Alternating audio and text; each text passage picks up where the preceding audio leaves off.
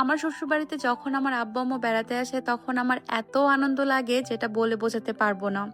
এই তো এবারও আমার আম্মু এসেছিল ডক্টর দেখানোর জন্য। আর আম্মু দরকার ছাড়া খুব একটা বেশি আসতেও চায় না আর খুব একটা বেশি দিন থাকতেও চায় না। তাই চেষ্টা করি যে কয়টা দিন আম্মু আমার কাছে থাকে ওই কয়টা দিন শুধুমাত্র আম্মুকে সময় দেওয়ার জন্য। যে কয়টা দিন আম্মু আমার কাছে ছিল ওই কয়টা দিন তো আম্মুকে নিয়ে শুধু ডক্টরের কাছে দৌড়ে বেরিয়েছি। তাই আমার এই পেজটাতে একদমই সময় দিতে পারিনি আর পেজের অবস্থা একদম খারাপ হয়ে গিয়েছে। আর ডক্টর দেখানো শেষ হতে না হতেও আম্মুও চলে গিয়েছে। তাই ভাবলাম আজকে একটা ভ্লগ এডিট করে ফেলি আর আপনাদের সাথে শেয়ার করি। এই কুশনগুলো আমি মাত্র 50 টাকা করে কিনেছি হোপ মার্কেট থেকে। আমার কাছে তো দাম অনুযায়ী কোয়ালিটিটা বেশ ভালো লেগেছে। প্রত্যেক ফ্রাইডেতে আমি চেষ্টা করি আমার বেডশিটটা চেঞ্জ করে নেওয়ার। সপ্তাহে আমি একবারই মাত্র বেডশিট চেঞ্জ করি আর আমার জন্য এটা এনাফ। তো সুন্দর করে রুমটা আমি গুছিয়েও নিয়েছি। এরপর চলে গিয়েছিলাম রান্না করতে। আর রান্নাবান্না শেষ করে এসে এই ওভেনটা আমি আনপ্যাক করলাম। বেশ কয়েকদিন ধরে এটা বাসায় পড়ে আছে। এই ওভেনটা আসলে গিফট পেয়েছি। তো এটা আসলে আমি রাখতে চাচ্ছি না, এটা আসলে আমি সেল করে দিতে চাচ্ছি। তো আমার আসলে অন্য একটা ব্র্যান্ড পছন্দ হয়ে আছে, তো ভাবছি এটা আমি সেল করে দিয়ে সেই ওভেনটাই নিয়ে নিব একবার। এটা একদমই নতুন ওভেন, একদিনও ইউজ করা হয়নি। এটা আজকেই মাত্র আমি আনপ্যাক করে দেখেছি এটা কেমন। তো আপনারা যদি কেউ নিতে আগ্রহী হন তাহলে কিন্তু অবশ্যই আমার পেজে একটা ইনবক্স করতে পারেন। বিকালের দিকে আমার হাজবেন্ডের জন্য আমি একটু দুধ সেমাই রান্না করছিলাম। আমার হাতের এই দুধ সেমাইটা আমার হাজবেন্ড ভীষণ ভীষণ পছন্দ করে। তো সেদিন বাসা আসলে অনেকখানি দুধ জাল করা ছিল, তো ভাবলাম এটা দিয়ে একটু সেমাই রান্না করে ফেলি। এই সেমাইটা আমার কাছেও অনেক ভালো লাগে আর আমার হাজবেন্ডের তো মোস্ট ফেভারিট। তা আমি চেষ্টা করি মাঝে মধ্যে ওর পছন্দের জিনিসগুলো ওকে একটু করে খাওয়াতে। ও যেহেতু তখন বাসায় ছিল না তাই ও জানতেও না এটা ওর জন্য আমি রান্না করছি। তাই সেমাইটা আমি সুন্দর করে ঠান্ডা করে বক্সে রেখে এটা ফ্রিজে রেখে দিয়েছি, কারণ দুধ সেমাইটা ঠান্ডা ঠান্ডা খেতেই ভালো লাগে। আর বাসার সবার জন্য আমি এরকম বাটিতে করে সার্ভ করে নিয়েছি।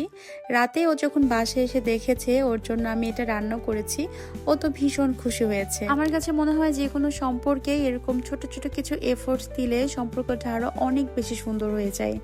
আমি যেহেতু কোল্ড কফি খেতে অনেক বেশি পছন্দ করি তাই রাতের দিকে আমার জন্য একটি কোল্ড কফি বানিয়ে নিচ্ছিলাম। আর সেদিন আমার এই কফি মেকারটা দিয়েই আমি কোল্ড কফিটা বানিয়ে নিয়েছি খুবই ঝটপটভাবে।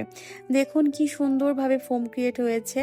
তো আপনারা যারা এই কফি ফোমারটা নিতে চান অবশ্যই আমার পেজ ঘরের গল্পে একটা ইনবক্স করে দিতে পারেন।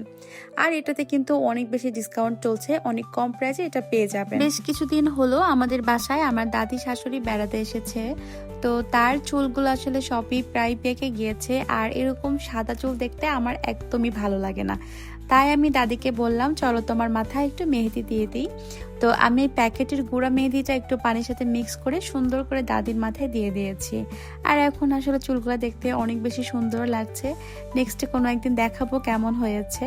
তারপর সেদিন আমার একটা পার্সেল এসেছিল দুপুরের দিকে। তো পার্সেলটা আমি নিয়ে রেখেছিলাম কিন্তু আনপ্যাক করা হয়নি।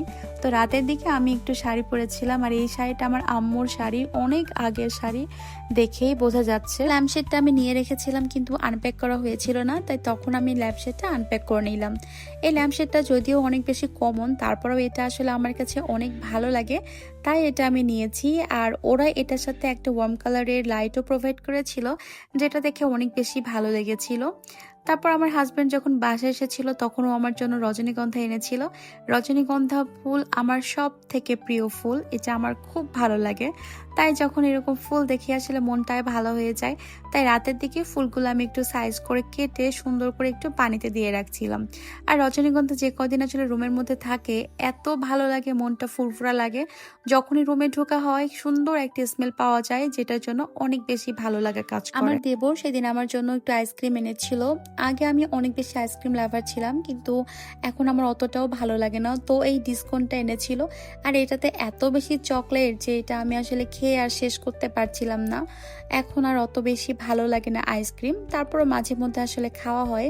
তো ল্যাম্পশেডটার সাথে এই ফ্লাওয়ারগুলো অনেকদিন আগেই আমার ঘরে কেনা ছিল, তো এগুলো দিয়ে আমি সেট করে নিলাম। আমার কাছে দেখতে কিন্তু বেশ ভালোই লাগছে। তোমাদের কাছে কেমন লাগছে অবশ্যই কিন্তু জানিও।